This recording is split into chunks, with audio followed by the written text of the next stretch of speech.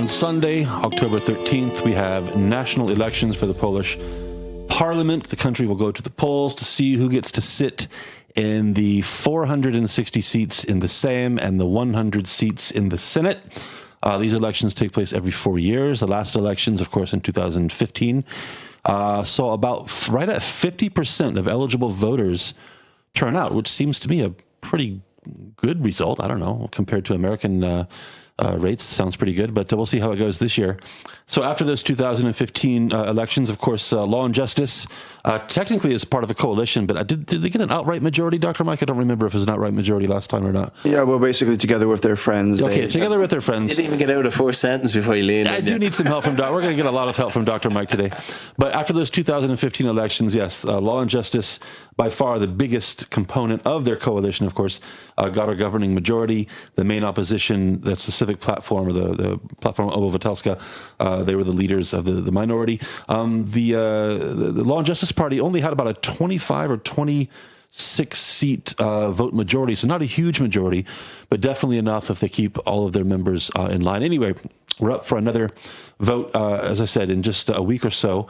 And we want to take some time in this episode to go over the major players, the platforms they're running on, and maybe we'll get into a few predictions about what we might find out on October 14th. But first, Dr. Mike, let's start maybe with kind of the basics that people need to know going into these elections. Well, in Poland, you have, an upper and lower house of parliament. That's what we'll be voting for coming next Sunday, the 13th. It's 100 senators and 460 members of parliament, deputies. We have, I think if I remember correctly, 41 constituencies in Poland, ranging in size. They're more or less equal, but in most you choose 12, 13, 14, like in Krakow, members of parliament to represent your region. And in Krakow, we're going to be choosing these from 5 different lists, because Poland has a list system when it comes to the candidates. You don't just randomly choose 14 people. The parties make up these lists ranging from 20 to 28 different people, and you choose one person from one party, only from one party. So you basically get a booklet in front of you with about 100 or 200 names on it, and you choose one. Yeah, I was going to ask about this. I know this is going to get complicated, so there's no easy way to organize this today. But yeah, when somebody steps into the voting booth in Poland, or whatever you call it, they have, as you say, 100, 200 names, and they're supposed to choose one. Sorry, this doesn't make sense to me at all. Yeah, it's stupid. I mean, there have been parties that have been proposing changes, but it never goes through. This system is annoying for so many reasons, not only just because it's weird when you're stepping into the booth to try to choose somebody, but just if you want to run, you can't just say that you want to run. First, you have to be in a party. Then you have to get enough signatures in a certain amount of constituencies before your party can actually have groups of candidates in all of Poland. So what's going on right now that might be surprising to a lot of foreigners is there are 5 main national campaigns. But in Krakow, you're able to choose from those 5 plus an extra 2 other campaigns, which didn't get enough signatures from voters, so they're not in every constituency, which is very unfair because... This sounds like a system that makes it hard for the outsider, the renegade, the maverick to kind of... Exactly. Small parties, basically... Be competitive. The system is kind of right now that in Krakow, if people realize that I would be the ultimate ruler of all mankind and they wanted to vote for me... I would vote for you.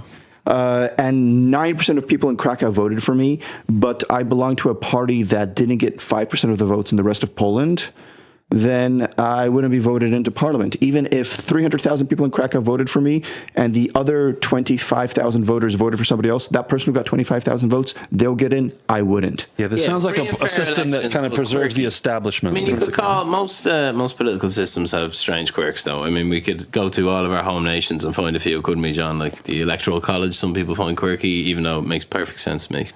Yeah, true. Oh, the sovereignty of Parliament. Yeah. Okay, so Okay, sorry about that. That was so Dr. Mike. We have a system that very much favors the establishment, the mainstream, the familiar names. This week, Josh. And by the way, Dr. Mike, about to burst.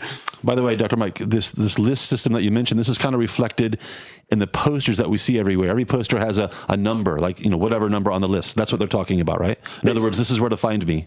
Yeah, it's like I'm on lista number 3 or 2 or 1. And so they'll mention what list they're on, and then underneath their name, they usually say, and I'm position number 1 on that list or number 28 on the list. Actually, the most popular positions to be on a given list are either the top, so number 1, or right at the bottom.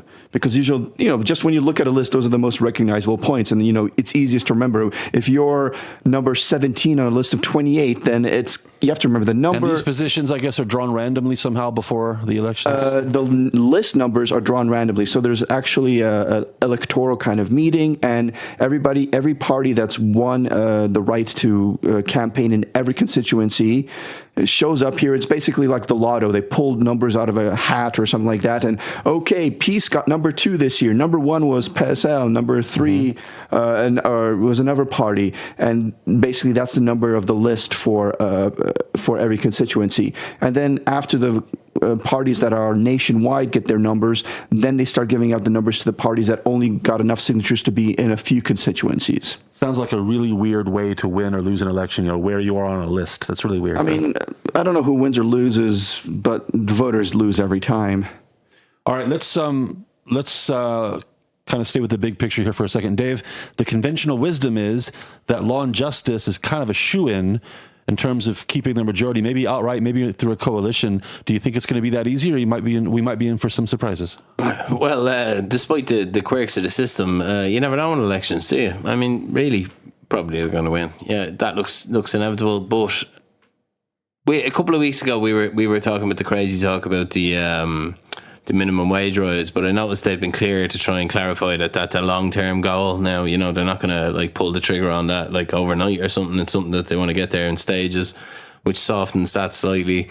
I don't know. I mean, what am I? I'm not with the giveaway program they've been on for the last month. The only thing I'll say minimum about wage. It sounds like a party that's not convinced that they're going to win so easily. The only thing I'll say about that is, as far as I'm aware, the PNC Plus program, it's in motion. It's going to happen anyway. And I don't see any of the opposition parties saying they're going to take it away.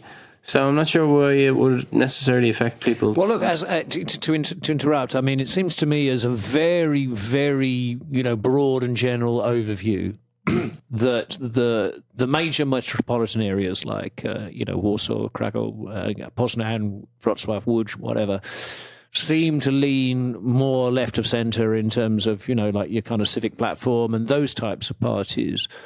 Whereas the rest of the country seems to be more kind of, shall we say, socially conservative and more towards the direction of law and justice. It's weird because the left and right divisions don't really work in the same way as they do in maybe in some other countries. Before we get onto that, Chestnut, I'd like to ask, is it fair to say that Peace are essentially a 33% party from the last election? So anything less than an outright majority, 42% is going to be seen as a loss for them, really? But can they get there? I have my doubts. The truth is, most polls are showing them ranging in the upper 30s up to the mid 40s. The thing is, polling data is always kind of sketchy. It's on a national level or on a voivodeship level, but you have to remember that it turns out depending on who votes in every given constituency. And Poland has a voting system that's proportional, but anybody that votes for a party that ends up getting less than 5% of the vote, their vote is basically gone. Wasted, and that skews the proportions of the votes that actually get in. So it matters until, voting night numbers come in, and that's when you find out who won how many parliamentary seats. I think Dave makes an interesting point, though, that even if Peace wins, and let's assume they win, if their majority isn't at least as big as it is now, it will be seen as a kind of a defeat. Yes, definitely it will be seen as a defeat. They don't have to win that much more than they have right now, though. And the way the opposition is behaving, that it actually looks like the biggest threat to peace is low turnout on the part of their voters. That's the thing that every other party is actually kind of hoping for, even though a lot of statistics, a lot of polls are showing that the turnout might be very high. I've heard numbers of 75%, which would blow my mind, but that is actually possible. But you have to remember that in Poland, the way you vote for people here, like I was talking about the lists, gets very complicated. You don't form coalitions afterwards, you form coalitions before. This is so important. Listen to this, listeners, because this is a real quirk that it took me ages to get my head around this about Polish politics. I mean, this is the kind of stuff you can mention at the pub at 3 a.m. and sound like a smart ass. No. Yes, go for this, Mike. Listen to this. basically, lots of parties know that they won't get that 5% minimum to get into parliament. So they work together, they band together and form a list together to get more than 5%. PiS did this. No, they knew they were going to get enough, but they wanted to like bring in a lot of other parties that were together with them. So Jobro's party, Govin's party, and they, even though they're not one party, they're on one list. They were during the previous elections and this time around as well. A lot of the smaller parties that knew that they will not get enough signatures in time to be able to run campaigns of their own joined together as well, especially like the left parties like Levica, SLD, and Razem, they came together as well. Even Koalicja had to do this. PSL together with Cookies had to form together because they knew that they wouldn't get enough signatures in time to run a campaign of their own. So all these parties basically group together, which means also that once the elections are through, the parties that win are not, if they don't have enough to form a coalition, they're not likely to form coalitions with the parties that made it across the finishing line because they already formed these kind of coalitions beforehand.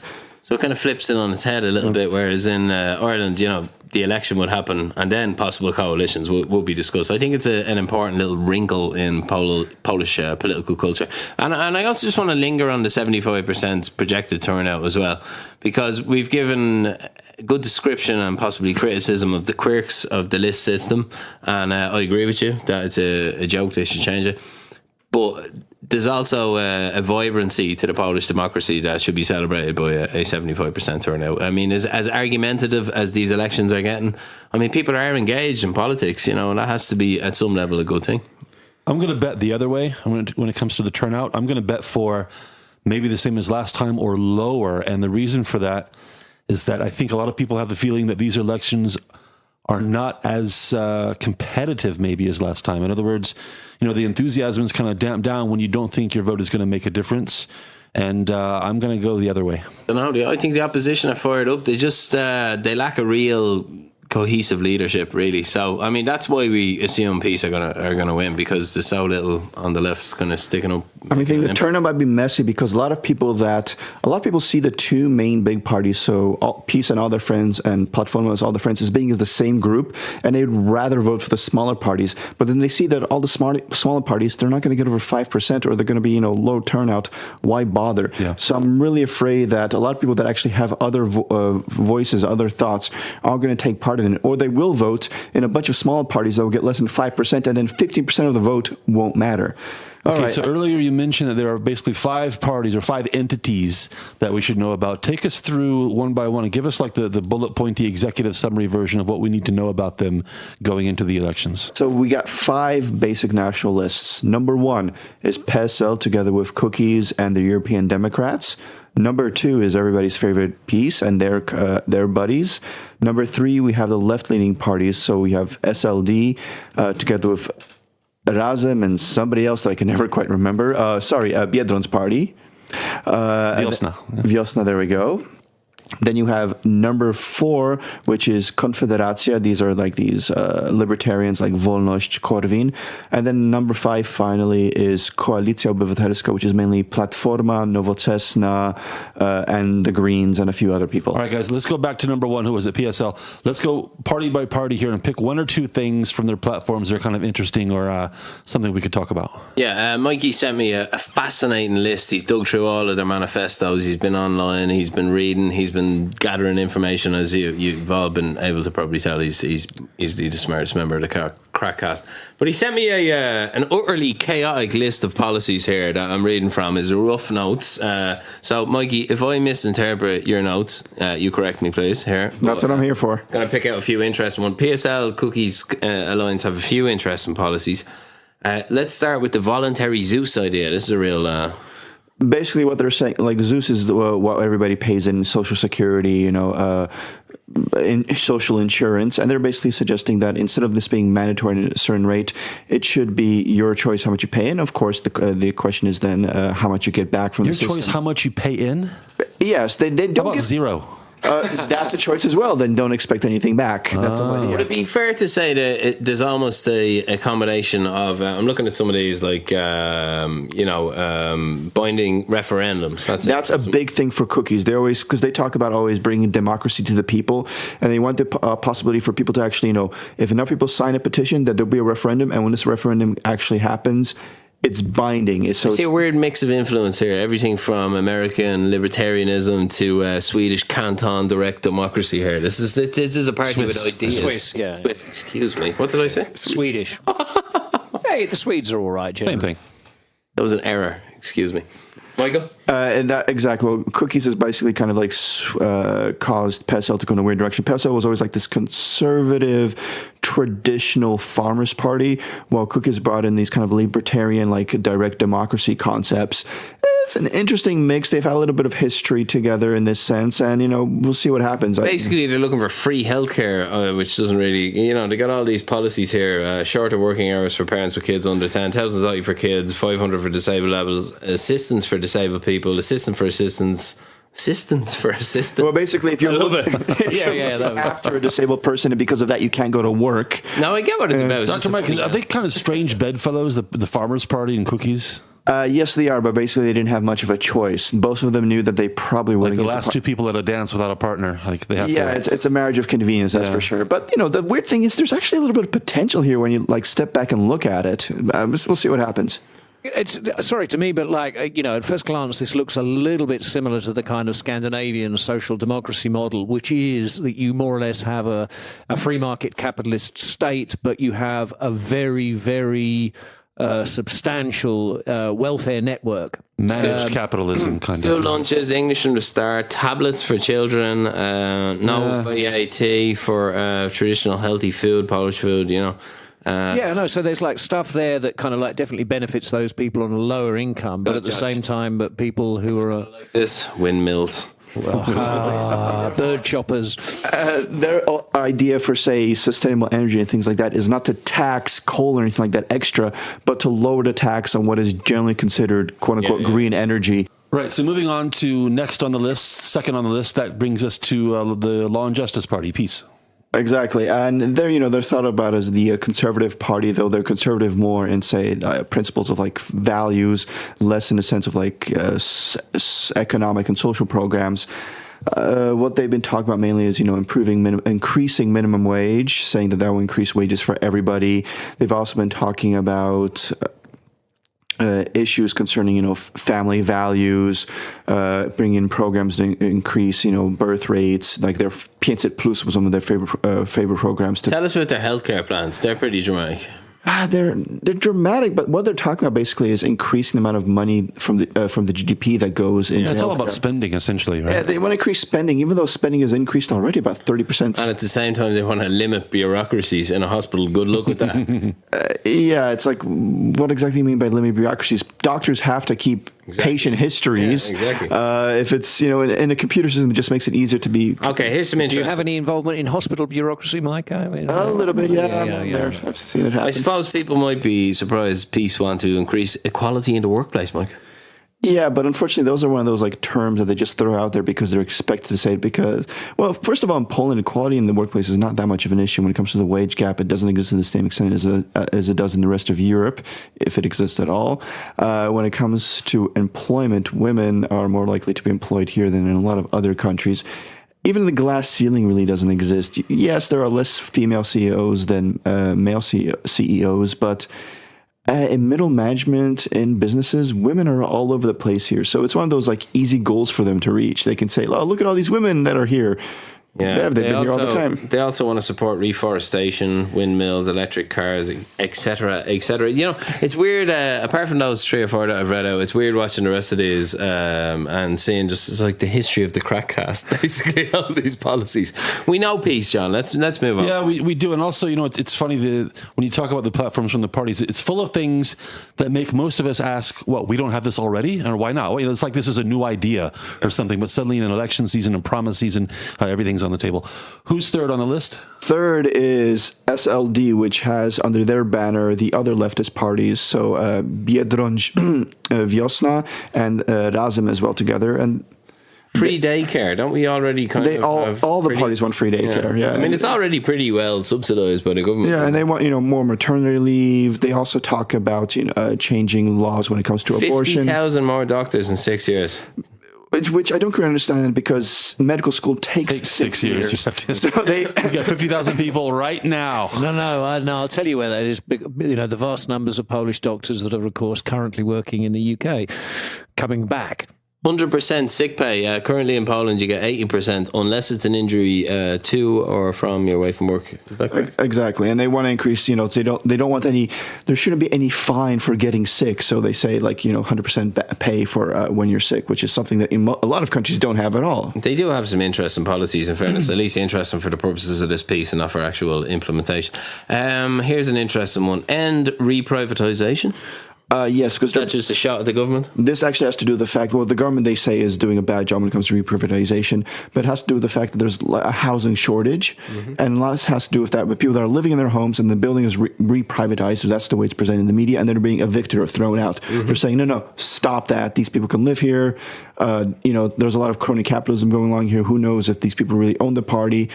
And, a lot of these people have to do with the fact that, these are a lot of post-commies that, nationalize these real estate properties to begin with. There's some of these like the conscience clause and stuff. I'm not sure which ones to bring up because we could go into like a 20-minute conversation. The conscience clause is basically saying that, Oh, set them up. like, say, a doctor... Doctors with abortion or something like that. They won't perform an abortion, even in a legal situation. We should or say give you... Levica are a pro-choice party, right? Yeah. Yes, they won't perform an abortion, or they won't give you, say, anti-conception medication if it goes against what they believe in, and that's and Your they say personal convictions, yeah. personal convictions, exactly, and they want to say no, doctors, if they want to be doctors, then they have to perform abortions if an abortion is called for. And they got the exact same shit about the climate and forestation. It's uncanny how similar all the promises are on the climate and There's a few social planting issues that they trees. differ on, but 90% of most programs are basically the same. Four good things against bad things. Who's fourth on the list? Fourth on the list is Confederacja. These are with your more libertarian and, say, national right-wing kind of parties. I mean, it depends on your definition of right-wing, left-wing to begin with. They have a few concepts. Like, one of their major issues is... for instance, they want to get rid of personal income tax completely. They want to get rid of taxation for like fuel and petrol. So, instead of like 5 or 6 zlotys, you'd be paying 3 zlotys per liter. They want to give everybody who works 1,000 zlotys, so, a tax credit right away.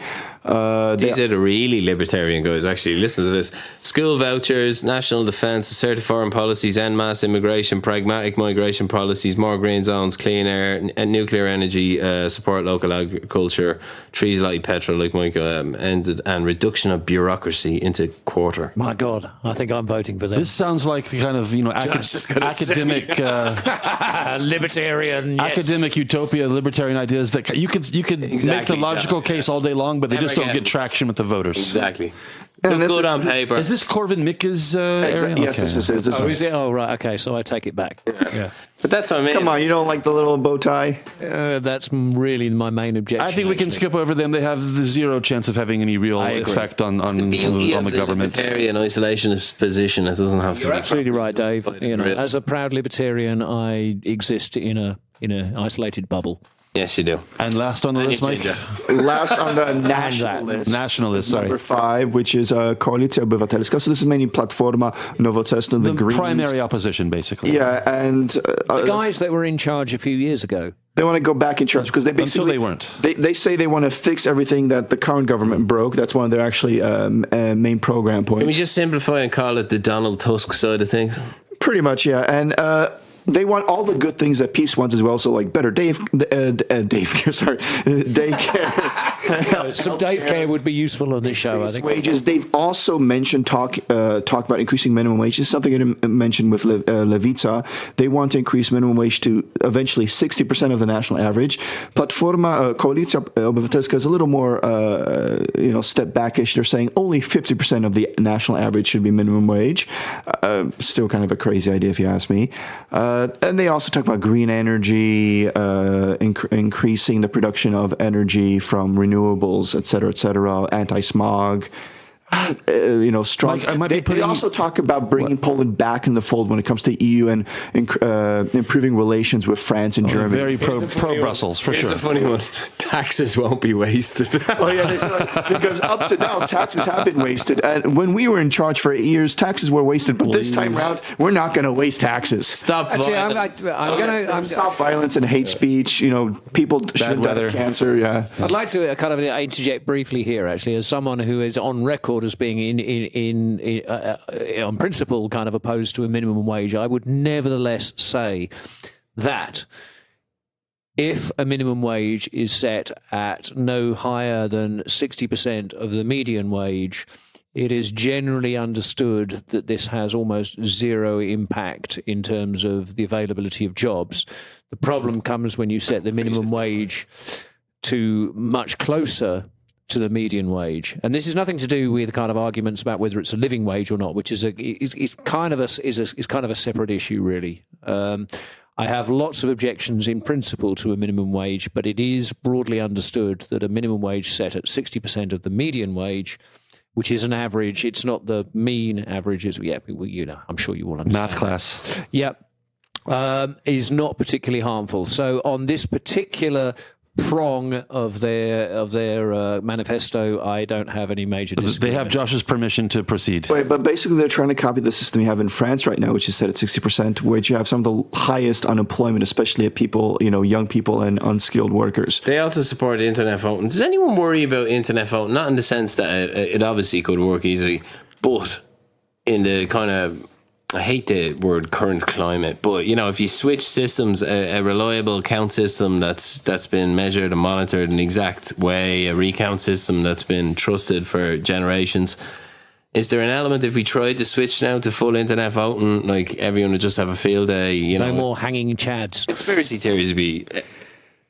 I mean, I'd like the idea of it being available online. We're so used to doing everything online. So do I. And, I like it's the idea. I like for the instance, in principle of it. Estonia, it's been working thus far. But the question is, there's always the idea of could somebody interfere with it? That's one thing. Second of all, voting, it is a right, but also I believe it's a responsibility. And there is part of that where you actually have to, make up your mind, put in the effort, and go and vote, and in the community take part in the whole process. Estonia is a very interesting example. They adopted a kind of system where you had your own passcode and your own internet database of information that was only available to you, and there was a record like nearly like blockchain of all your transactions, so it could never be cheated.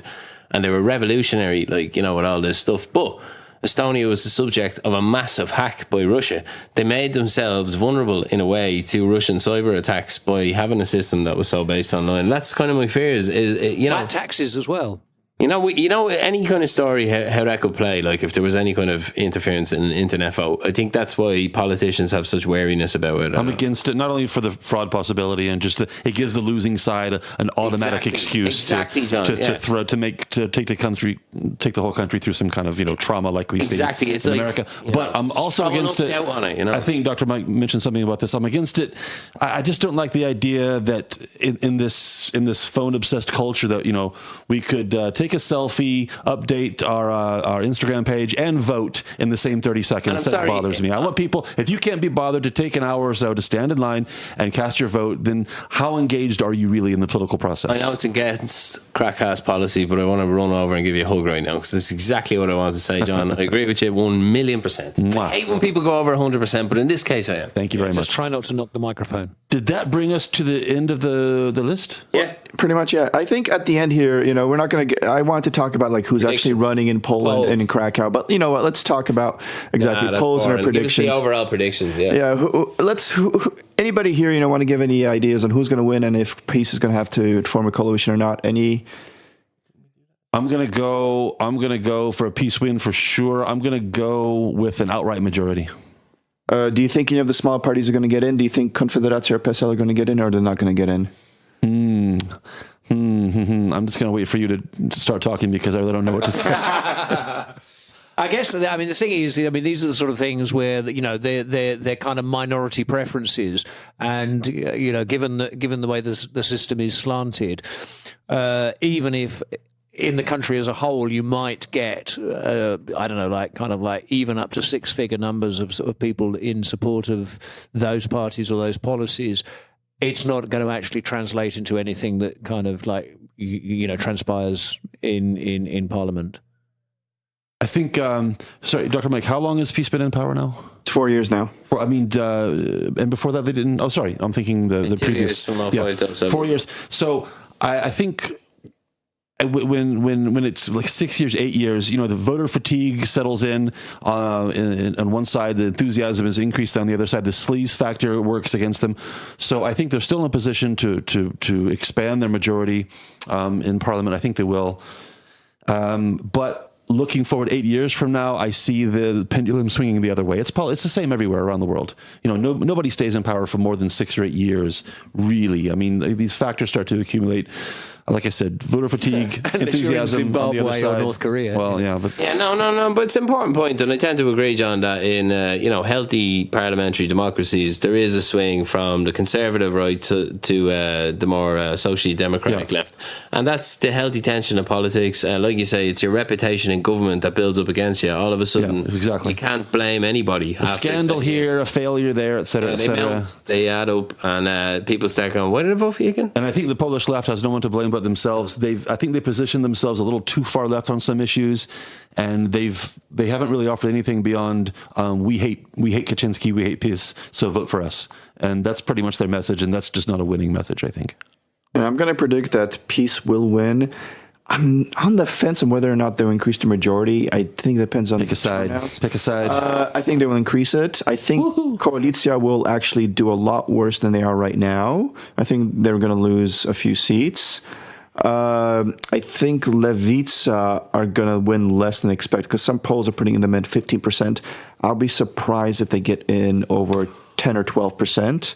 Sorry to interrupt, and we should have mentioned this earlier. I don't know if anybody's still listening to the show, but if they are, Dr. Mike, just say a quick couple of words about the concept of Cicha Wyborcza, and because it's an important thing at this time of the year. Yeah, this is exactly before voting begins on Sunday, all of Saturday, starting basically a Friday night. No news on the elections would be allowed to be presented, so no campaigning and no polling. You can actually be fined for this. Even putting up stuff on Facebook technically is illegal. And no KrakCast. And the news channels, they'll be talking about something else. They're talking about crap. Or they'll be talking about the voting, but they're saying like, voting happened, it closed, it opened, there was an issue here, but they can't campaign for anybody, say anything good or bad, or they can't say any like suggestions. Dave, apparently you have something similar to this in Ireland? Yeah, it's quite common in media blackouts just before an election. But quite in common. the UK, Josh, no. Not that I'm hugely aware of, but I think certainly like opinion polling continues right up until God knows we don't have it in America. Jesus Christ, it's just all election, all the time, wall to wall. Can't get away from it. Maybe I'm kind of warming up to the idea of shutting up about it. Yeah, especially since polling is one of those things that really influences people's turnout later. If they see the party is winning, they won't show up. If they think they're losing by a lot, they won't show up. People show up when they see it's close. And, I'm not sure if it's going to be close or not this time around. Dave, do you think it's going to be close? Who do you think is going to win? I think everybody should just go out and vote and let democracy be the winner. Okay, you're a loser in that case. Josh, what do you think? Any bets? I think probably peace will win. I'm not sure by very much, and maybe one day there'll be a decent opposition. You sound like a lot of energy there. Okay, Mike, you got a guess for turnout? All right, turnout. I think we should also like predictions here. I'd say 55%. Ooh, closest without going over. I'm gonna say 69. Yeah, I'm gonna go 72. No way, not even close. No, I think it's American, John. Not even close. I think I think as an average across the nation, less than 50%. Like 40, Less than 50. 48. Yeah. Okay. All right. So Josh and I are in the realistic zone. You two are dreaming. I just wanted to say 69. I thought so. I thought so. Well, this time next week, we'll have some answers instead of speculation. We'll talk about the results and how close we were or were not in our predictions about what was going to happen and how many people were going to vote. And we're going to move to Canada if the people we don't like lose. Blame. Anyway, that brings our 2019 election special to a close. Thanks for listening, and we'll catch you next week on the KrakCast.